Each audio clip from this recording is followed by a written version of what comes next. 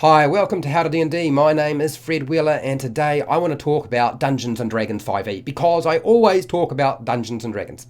But I have to thank Simon Abbott for providing me with this character build because we're doing a Paladin Relentless, or the Relentless Paladin character build for Dungeons & Dragons 5e. It is Adventurers Legal, so you can use it in the Dungeons & Dragons Adventurers League if you really wanted to. I was very tempted to call this the annoying Relentless Paladin build or character build, but I didn't do that because it might scare a few people off. So we are here to talk about how to do this.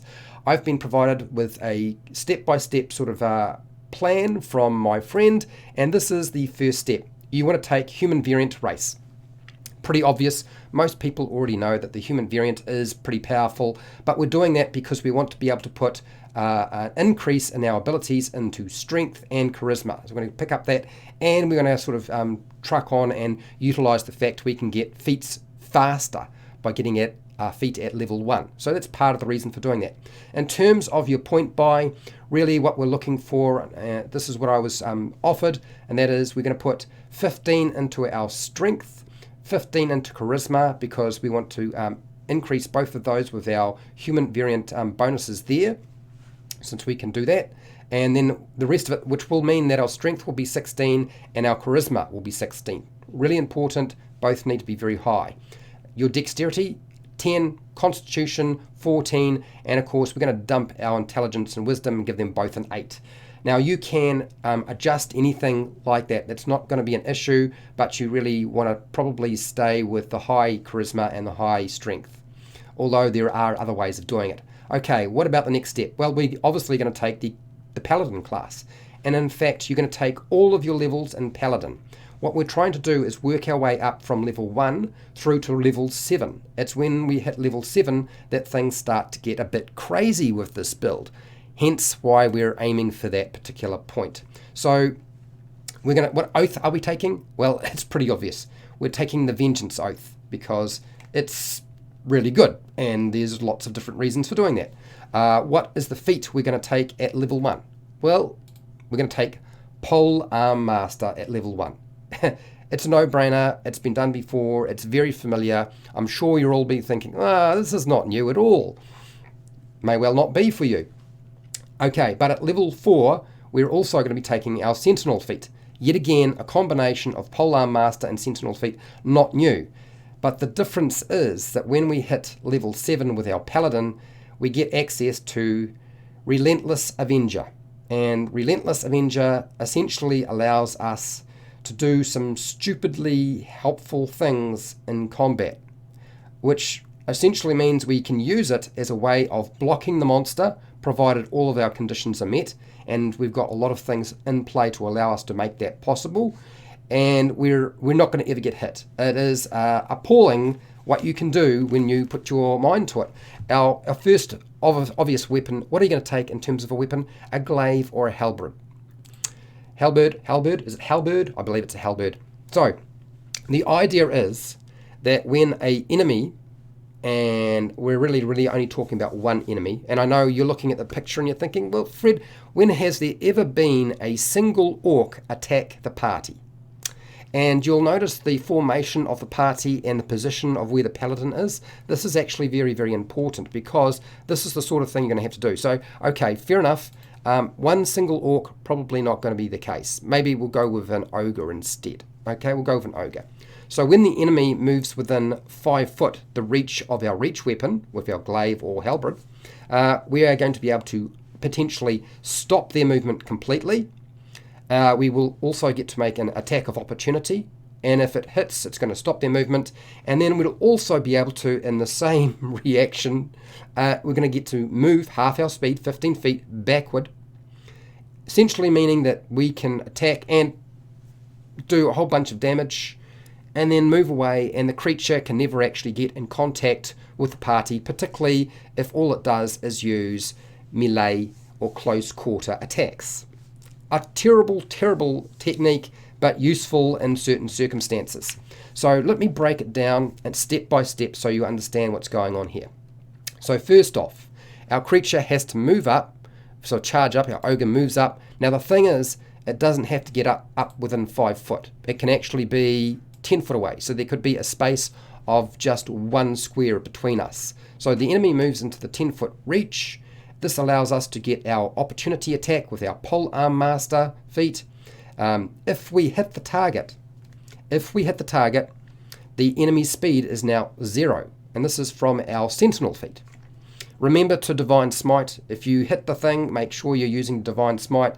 This will just mean you can just smash it over faster. Although, since the strategy is so potentially so effective, and as long as you are hitting most of the time, you might not even need to worry about using up your spell slots with divine smite and just rinse and repeat the same technique over and over again, which is appalling, I know. Okay, now because of our relentless avenger, provided we hit the target with our opportunity attack, we get to move half our speed backward. That's right.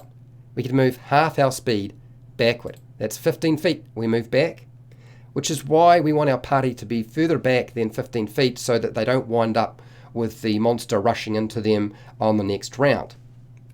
This is essentially what's going on here, right?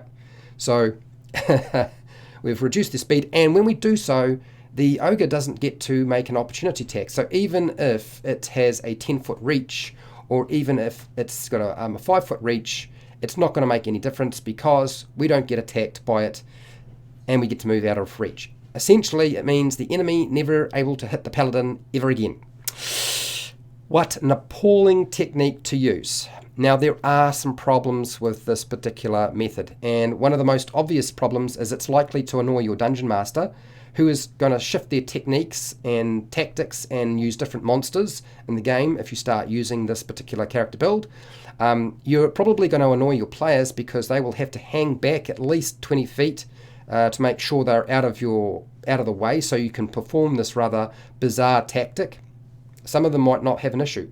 And of course, instead of moving forward, you're always going to be moving back, including your party members. So if you've got party members who like to be up close and they have to hang back so you can do this, that's going to really wear on them. The other problem with this particular technique and tactic is that even if the relentless avenger tactic, it's very, very strong, very, very effective, even if it doesn't work, with the use of your pole arm master feat and with sentinel and the fact that you're a paladin and all the other things that you have available to you, it's still an incredibly powerful build, which is why the use of those two feats and that particular class feature is so effective. Now, how do you counter this particular character build? I've always found it frustrating myself. There are actually a couple of different things you can do. This particular paladin does not work well if there is a group of monsters. So if you have more than one orc, going to be a problem because it's not going to work. They can just surround you, and even though you can stop the movement of one creature and you can get back out of there, they may decide to run past you or around you to get to the members who are further behind, particularly with orcs who are able to move incredibly fast. So just a problem there in terms of dealing with a group.